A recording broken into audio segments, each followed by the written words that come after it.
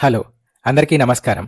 ఈరోజు సిద్ధాశ్రమం గురించి, అలాగే శ్రీ మహావిష్ణువు యొక్క 5వ అవతారం అయిన వామన అవతారం గురించి చెప్పుకుందాం.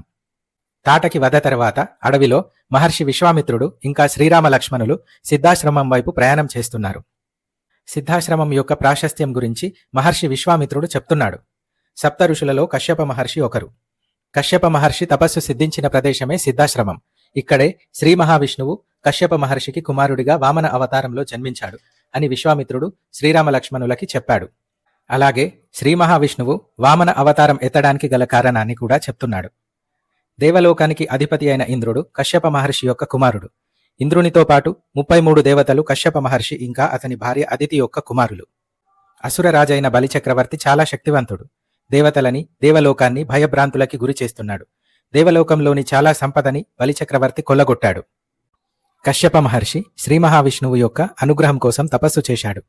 కశ్యప మహర్షి తపస్సుని మెచ్చి శ్రీ మహావిష్ణువు ప్రత్యక్షమయ్యాడు. కశ్యప మహర్షిని తనకి ఏం వరాలు కావాలో కోరుకోమని అడిగాడు. అప్పుడు కశ్యప మహర్షి శ్రీ మహావిష్ణువుని తన ఇంట్లో కుమారుడిగా జన్మించాలని కోరుకున్నాడు. ఈ విధంగా దేవతలు అసురులని జయించడానికి సహాయం చేయవలసిందిగా కోరుకున్నాడు. అలాగే తాను తపస్సు చేసిన ప్రదేశం సిద్ధాశ్రమంగా ప్రసిద్ధి చెందాలని కోరుకున్నాడు. శ్రీ మహావిష్ణువు కశ్యప మహర్షి కోరిన వరాలని అనుగ్రహించాడు.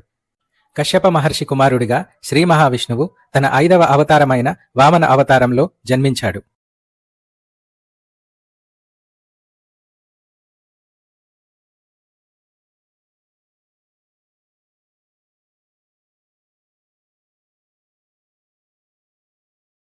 అప్పటి నుండి కశ్యప మహర్షి తపస్సు సిద్ధించిన ప్రదేశం సిద్ధాశ్రమం అయింది.